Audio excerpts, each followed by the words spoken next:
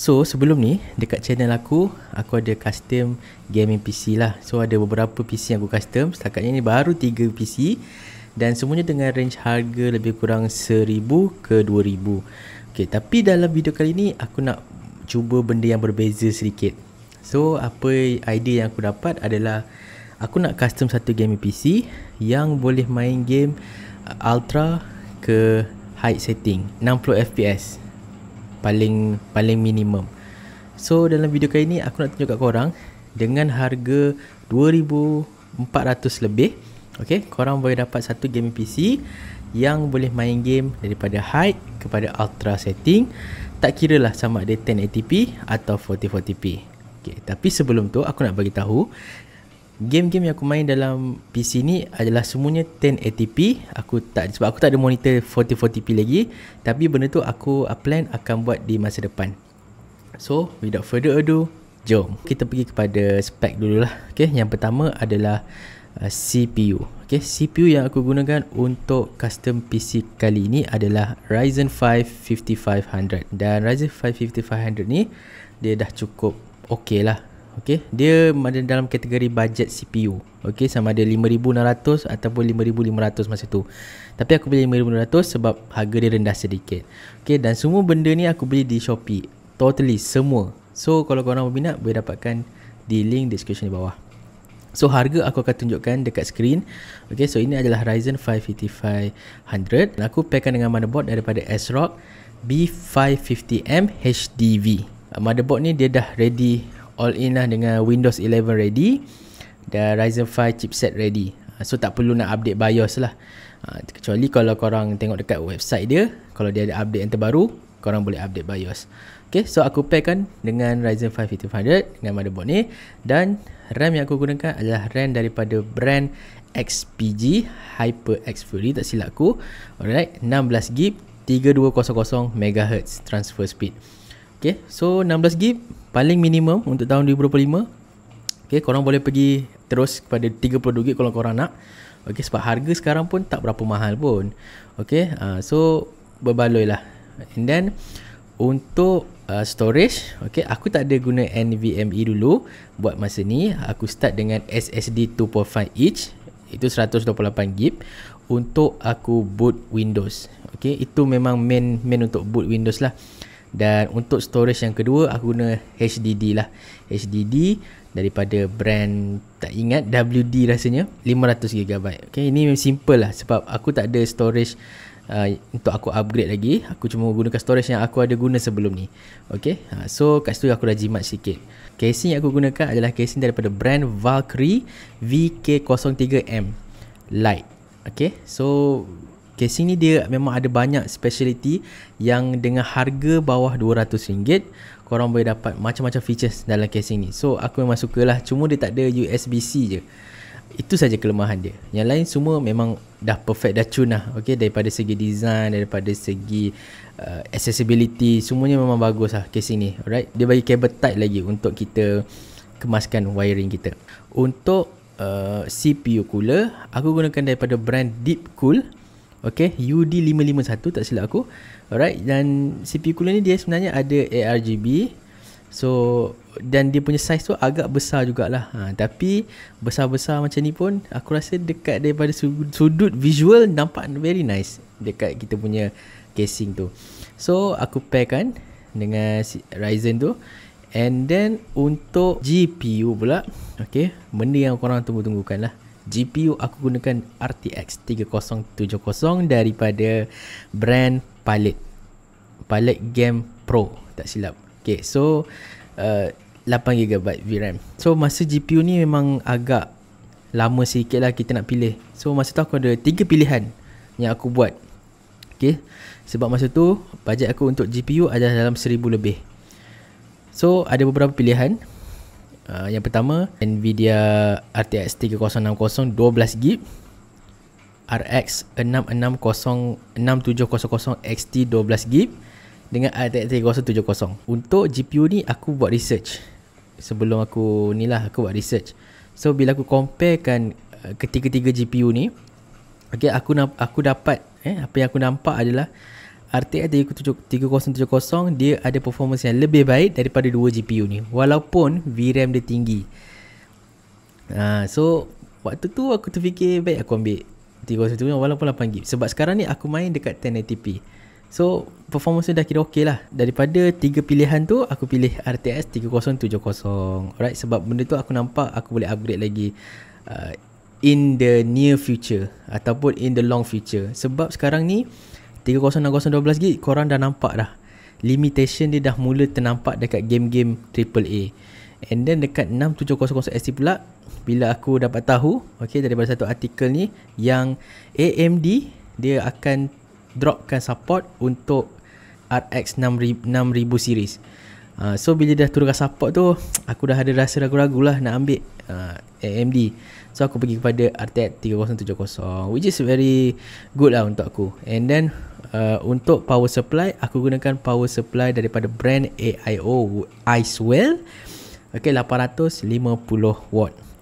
So CPU ni dah, orang kata dah paling bagus lah untuk graphic card ni semua, untuk pairing ni semua kan. So pada aku, semua barang-barang yang aku pilih ni aku cuba untuk balance kan, tak terlalu tinggi, tak terlalu rendah. So aku cuba minimalist kan. Alright, dan power supply ni pula dia adalah full modular power supply. So harga dia pun agak murah untuk full modular power supply. Dan tak silap aku, dia punya tulis dekat Shopee tu adalah 80 rated Gold Plus. So tak tahulah boleh percaya ke tidak, tapi aku guna je lah, sebab aku nak gunakan power yang sangat tinggi untuk graphic card ni. Pada mulanya aku nak ambil 700, tapi bila aku tengok 700 tu mungkin tak berapa nak kuat lagi. So aku ambil paling selamat lah 850 watt. Total keseluruhan aku adalah di screen ini. Dan aku pun tak nak buang masa korang, aku nak tunjuk sedikit benchmark gameplay yang aku main lah. Buat masa ni aku main 2 game saja, iaitu GTA 5 dan juga Delta Force. So jom kita tengok macam mana gameplay tu. Alright, so game pertama yang kita nak test ni adalah game GTA 5 Enhanced Edition. So grafik yang aku gunakan untuk gameplay ini adalah 1080p, alright, 60Hz, dan ray tracing high. So aku nak test. So ada few benda yang aku turn off, dan scaling pun aku off sebab aku nak tengok macam mana performance game ni lah. So kualiti aku memang ultra kepada high lah, and semuanya tinggi. So RAM yang kita makan pun lebih kurang 5GB RAM. So gameplay dekat GTA 5 ni pada aku smooth lah, very very smooth. Gambar pun sharp, clear. FPS yang kita dapat pun lebih memang memuaskan lah, orang kata lebih daripada memuaskan.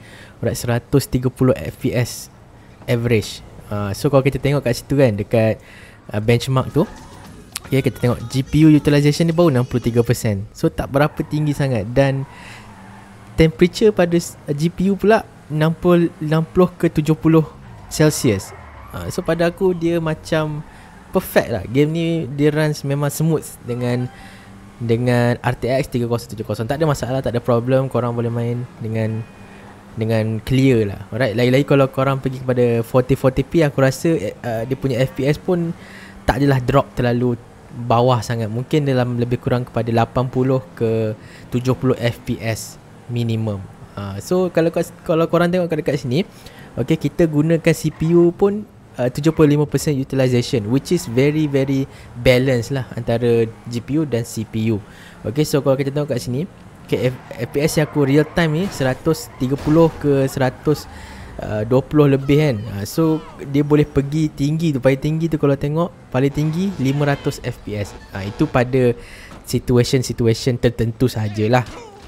Macam ni kita dah dekat bandar ni, dia nampak lah dia drop sikit sebab ada banyak orang kata texture apa semua kan. Dan game-game ni semua aku main menggunakan HDD. Aku tak guna SSD. Kalau aku guna SSD mungkin dia lebih laju lah, mungkin lebih performance dia lebih baik. So dekat sini pun kita tengok sangat-sangat playable lah untuk offline mode. Aku tak test lagi online mode, tapi insyaAllah nanti ada masa aku akan test lah. Kalau korang nak, korang komen di bawah. Macam ni dia dah drop kepada 90 lebih FPS. Yang ni aku saja test main game GTA 5 Enhanced Edition. Setting ray tracing high, and grafik semua dah ultra. So untuk GTA 5 tak ada masalah, semua okey. Driving pun rasa smooth. Dia tak ada macam starter tu kurang bukan kurang, tak ada langsung lah. Sepanjang aku main GTA 5 ni, starter tu memang tak ada feel langsung. So kita pergi pada game seterusnya. Alright, untuk game seterusnya pula adalah game Delta Force. Okay, Delta Force ni aku main ultra setting. Okay, samalah 1080p. And then aku ada main DLSS juga. Aku buka balance, resolution aku Nvidia DLSS. Dan VRAM yang kita main cuma 2GB sahaja. So daripada 8GB baru 2GB, aku rasa tak ada masalah lah. Macam aku cakap tadi kan, untuk 8GB of RAM ni still korang boleh guna untuk tahun 2025. Tapi untuk game yang akan datang, mungkin dia akan makan VRAM yang sangat tinggi. Kalau nak main single player tu, memang akan ada banyak game yang guna VRAM. So dekat sini, dekat Delta Force Ultra setting, aku dapat lebih kurang pun 100 FPS. Kalau tengok maksimum boleh dapat 1000 FPS. Itu memang agak power lah. Tapi tak pernah dapat lah. Itu dia tunjuk saja data dia. Okay, suhu pun tak terlalu tinggi. Still sama juga 70 Celsius. So still good lah. Still good. And then CPU pun main peranan juga. So untuk game ni pada mula-mula buka memang ada sedikit starter lah. So itu, tapi itu disebabkan shader tu lah. Shader tu baru download semua kan. So game ni ambil masa sikit untuk dia orang kata warm up. So bila dah warm up tu 100 lebih lah FPS. Aku main ultra setting. So pada aku, dengan harga PC macam ni, mission kita accomplish lah. Kita nak achieve paling tinggi kan, 100 FPS, minimum 60 FPS. So apa pandangan korang? Delta Force ni pun dah macam smooth je. Kalau main refresh rate tu lagi tinggi dekat monitor, aku rasa memang lagi smooth lah dia pergi. So apa pandangan korang? Komen di bawah. Okay, adakah GPU ni sesuai untuk gaming? Okay, so untuk dua game ni aku rasa dah cukup nampakkan yang macam mana GPU ni boleh perform dekat tahun 2025. So untuk video akan datang, aku plan nak buat satu video yang lengkap untuk aku tunjukkan beberapa game AAA di mana aku main semua game AAA ni dengan grafik card RTX 3070. Dan korang boleh komen macam mana, game apa yang korang nak aku main untuk tengok benchmark tu. So apa pandangan korang dengan PC yang aku build baru-baru ni? Adakah berbaloi dengan harga ataupun masih ada banyak improvement yang aku nak buat? So korang boleh share korang punya pendapat. InsyaAllah aku akan terima segala pendapat korang. Okay, mana yang aku boleh terima, aku terima. Mana yang tak boleh terima tu tidaklah tak boleh terima, tapi aku cubalah untuk faham. Okay, so aku bukanlah pro, tapi aku cuba untuk build satu PC yang sesuai dengan cita rasa aku. So itu saja daripada video kali ini. InsyaAllah kita akan jumpa lagi in the next one. Assalamualaikum.